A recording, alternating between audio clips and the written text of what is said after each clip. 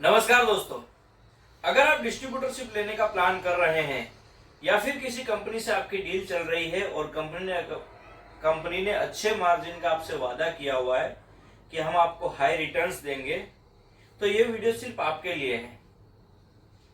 क्योंकि आज मैं आपको कुछ ऐसी बातें बताने वाला हूं जो किसी भी कंपनी का सेल्स एग्जीक्यूटिव या फिर कंपनी का सेल्स ऑफिसर आपको नहीं बताएगा। मैं पिछले कुछ सालों से इस बिजनेस से जुड़ा हुआ हूं। मैंने काफी डीलर्स देखे हैं, काफी होलसेलर्स देखे हैं, काफी कंपनी के मैनेजरों से मैं मिला हूं और काफी डीलरों को, काफी डिस्ट्रीब्यूटरों को इस बिजनेस में नुकसान करते हुए भी देखा है। इसलिए इस वीडियो का मोटिव कोई कोर्स बेचना नहीं है। इस वीडियो का मोटिव सिर्फ इतना है ताकि कोई भी गलत डिसीजन लेने से बच सके।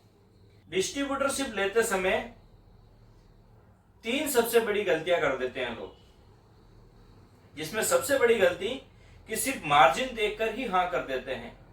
अगर कंपनी ने अच्छा मार्जिन बताया है तो ही हां कर देते हैं कि हाँ भाई मार्जिन अच्छा है, हम काम शुरू कर देते हैं। लेकिन मार्जिन हाई होने से आपका काम नहीं चलेगा, क्योंकि सबसे पहले मार्केट में प्रोडक्ट डिमांड के बारे में जानना चाहिए। क्योंकि जब अगर आपका सेल ही नहीं होगा तो मार्जिन का क्या करोगे? क्योंकि पूरा सेल डिपेंड करता है आपके सेल पर और सेल के रोटेशन पर, फिर जाके आपका मार्जिन सेट होता है। तो यह सबसे बड़ी गलती नहीं करनी है कि सिर्फ मार्जिन देखकर ही हाँ नहीं करना है, क्योंकि 90% लोग यही सबसे बड़ी गलती कर देते हैं। और दूसरी सबसे बड़ी गलती यह है कि कंपनी की रिप्लेसमेंट पॉलिसी और एक्सपायरी के बारे में ना जानना। क्योंकि कंपनी का रिप्लेसमेंट क्या है, कंपनी रिप्लेसमेंट लेती है या फिर नहीं लेती है, स्लो मूविंग प्रोडक्ट का क्या है, क्योंकि स्लो मूविंग प्रोडक्ट भी अधिकतर एक्सपायरी के कगार पे रह जाता है। रिप्लेसमेंट किस तरीके का है ये भी जानना चाहिए, क्योंकि कुछ कंपनी डैमेज ही रिप्लेसमेंट लेती है, एक्सपायरी नहीं लेती है, और कुछ कंपनियां एक्सपायरी भी लेती है लेकिन कुछ परसेंटेज बेट काट के।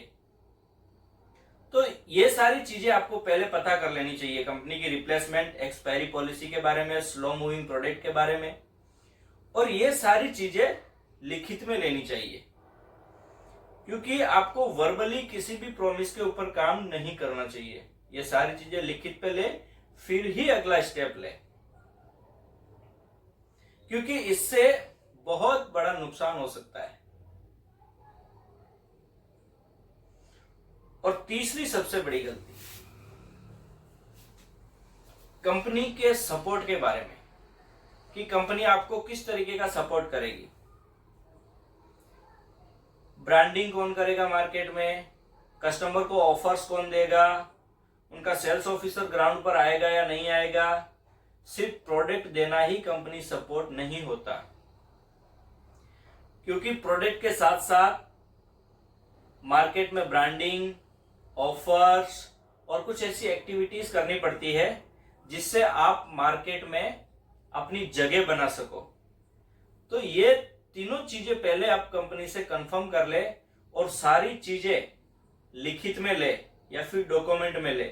वर्बली प्रॉमिस ना माने, क्योंकि बिजनेस में लिखी हुई बातें ही मान्य होती है, अन्यथा वर्बली चीजें का कोई यहाँ पे स्थान नहीं है।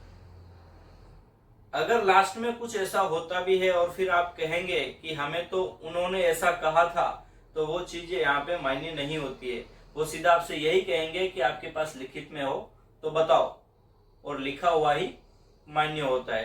तो ये 3 चीजें हैं, वो तो हमें सबसे पहले ध्यान रखनी ही चाहिए, क्योंकि इन 3 चीजों को प्रायोरिटी देंगे तो ही हम डिस्ट्रीब्यूशन बिजनेस में आगे बढ़ पाएंगे।